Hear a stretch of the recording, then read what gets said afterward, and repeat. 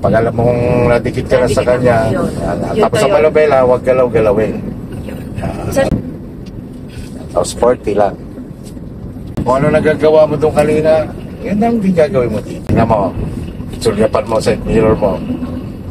Kaya lumilis, gawa ng kalsada. Okay. Akala ko naman kamay ko ang umaano. Kaya si kamay mo, ikaw yung mag-aayos sa kanya.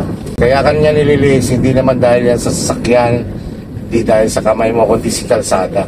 Kaya ang kamay mo, maging ready sa pag-aayos lagi sa kanya. Yun.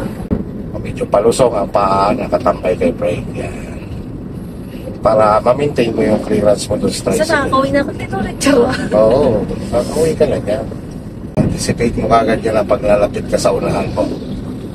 Oo, babagalan mo na agad ng pa. Tapos sulyapan mo ang rear mirror mo. Titingnan mo naman, kapag lagi slow down ka, ikaw ay nag-a-apply ng brake, susulyapan mo rear mirror mo kung anong sitwasyon niyang sasakyan nasa likod mo. Baka mamaya nakatutok, yan. Basta huwag kang magsasagin, stop.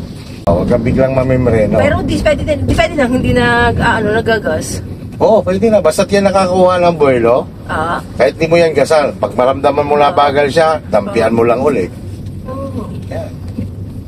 Basta gamitin mo dyan ang pakiramdam mo na pag nabilis, bitawan si gas, nalipat ang paa kay brake, naka-ready lang siya. Sanayin mo ang paa mo gano'n. Naka-brake lang. Oo, pag bumitaw ang paa mo dyan kay gas, naka-prepare siya kay brake.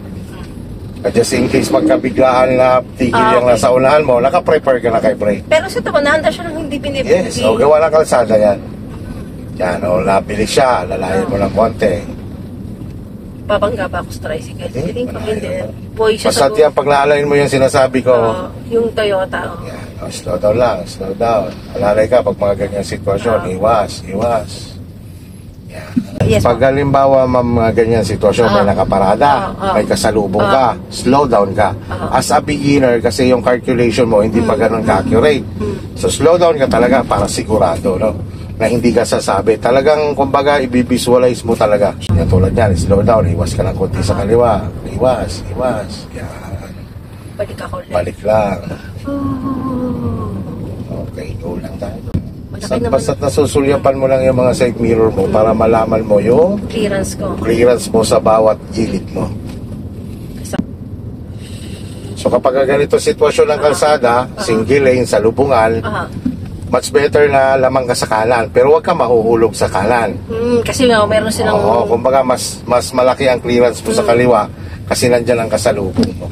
Okay po yun. Kasi ganito malaki po ang daan. Opo. Pagka yung ganitong single lane. Single lane. Pero pag halimbawa ang dalawa na ito, dapat nasa loob ka talaga. Nakakapag-direct na ako. Malayo lang ang tingin. Ang matay sulyap-sulyap lang yan sa mga side mirror at rear. Sa pag nagdadrive ka kasi ng pauna, more on nakafocus ka talaga sa unahan. Tama rin po yung sinabi niyo na okay lang nakakain ako dito. Na dito mas okay kumain ng konti dito. Basta huwag ka mahuhulog huwag ka lalagpas sa guhit. Okay.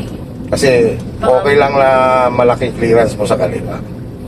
Okay, slow down na ikaw. So, baga nasa lugar ka na dapat ang speed mo ay not more than 40. Kaya dapat alam mo yun yung mga barangay road, 20 km per hour lang.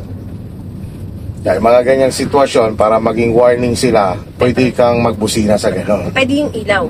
Pwedeng ilaw, kaso mamang ilaw kasi yung passing light na sinasabi, hindi masyadong iniintindi ng mga hindi nakakaintindi. Sige. Slow down, papasukin ka yan. Slow down ka lang. Yan. Stay on your lane ka lang kasi lalagpas lang naman tayo sa bypass. Pag hugis ng traffic, gano'n kalayo ang dapat ako? Dapat nakikita mo yung gulong niya. Okay. So katulad niyan, mataas naman siya. Pag nawala na yung pinaka-bumper niya or di kaya yung itong pinaka-edge ng salamin mo, lumebel na siya doon sa lower part ng plate number niya. Tingnan mo, lumapit ka pa konti. Lapit pa. Ayun, diba, lumebel na.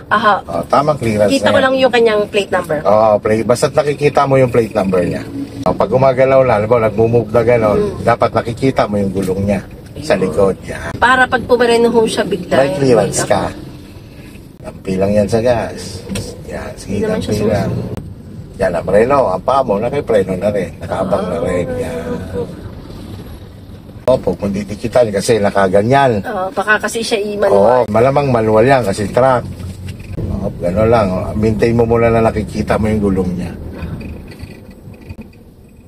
Yan, stop. Yan, hindi na yung sa plate number. Kasi nga baka pag forward niya, baka maka-atras siya ng konti.